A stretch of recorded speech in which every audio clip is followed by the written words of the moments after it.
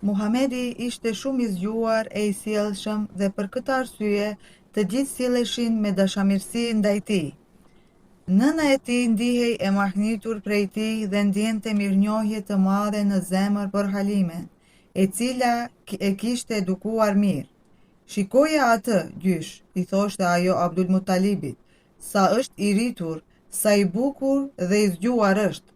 Po, bija ime, ne duhet të kujdesemi për të dhe t'i lutemi Allahu që ta na mbrojë atë. Ai është gëzimi i madh për ne, i përgjigjej plaku. Kështu Muhamedi vazhdoi jetën e tij rrethuar nga një vëmendje dhe ngrohtësi e madhe që i ofruan nëna dhe gjyshi. Kur ai ishte 6 vjeç, Amineja shkoi për të vizituar dajallarët e saj në Jethrib. Ajo mori me vete Muhamedin dhe Eimenin, vajzën që ndihmonte në shtëpi. Ishte ky një rrugëtim i gjatë, por kaloi pa ndonjë vështirësi të madhe.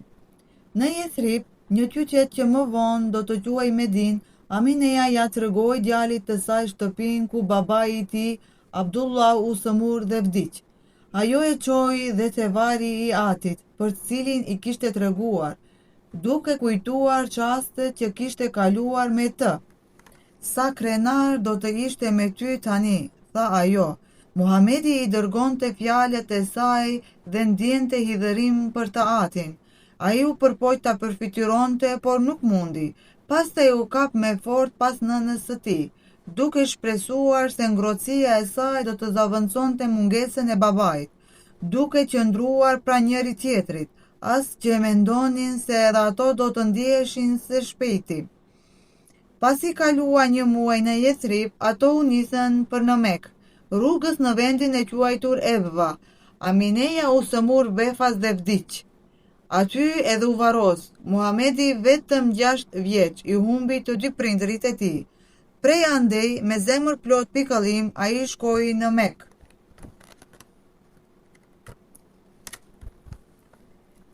Atë priti në Mekë gjyshi i tij Abdul Muttalibi. Ai e mbërtheu me krahët e tij ashtë mëdhenj dhe nuk e lëshoi nga përqafimi për një kohë të gjatë. Ai i siguroi Muhamedit mbrojtje të plotë dhe atij nuk do t'i mungonte asgjë me të. Ata do të ishin bashkë gjatë gjithë kohës. Ai e çonte edhe në vende ku nuk kishte fëmijë. Abdul Muttalibi nderohej shumë në Mekë, sepse i ndihmonte të gjithë. Ai ushqente peligranët dhe sigurohej që të kishin ujë të mjaftueshëm. Muhamedi ishte krenar me gjyshin e vet dhe ndihej i sigurt pranë tij. Kjo lumturi zgjati vetëm 2 vjet. Gjyshi ishte mbi 80 vjeç kurse ndjehu se po i vinte fundi. Ai ra në shtrat dhe nuk mundi të ngrihej më. Kur Muhamedi erdhi tek ai e mbajti pranë dhe një pikë loti i rëshqiti në faqe. Të mbledhur rreth tij, djemt e Abdul Muttalibit e ngushëllonin baban e tyre. Mos qaj, o baba, ti e ke jetuar jetën me nder, ti u bëre mirë njerëzve dhe shërbeve qabës me besnikri.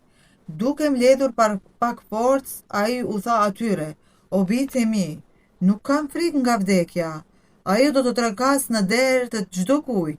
Unë brengosem se çfarë do të ndodh me Muhamedin. Mos u brengos baba, i tha i biri Ebu Talibi, ne do të kujdesemi për të më shumë se për fëmijët tanë. Do të mbrojmë atë me jetën dhe pasurinë tonë. Të premtojmë fort për këtë. Gjyshi tundi kokën dhe i tha me një gjysmë përshpëritje Ebu Talibit, bëhu babai, nëna dhe gjyshi i tij, sepse ai humbi që të gjithë. Bëj gjithçka për Muhamedin. Do të faleminderoj nga thellësia e varit tim. Këto ishin fjalët e fundit të gjyshit. Mbylli sytë dhe dha shpirt. Muhamedi aso kohë ishte 8 vjeç.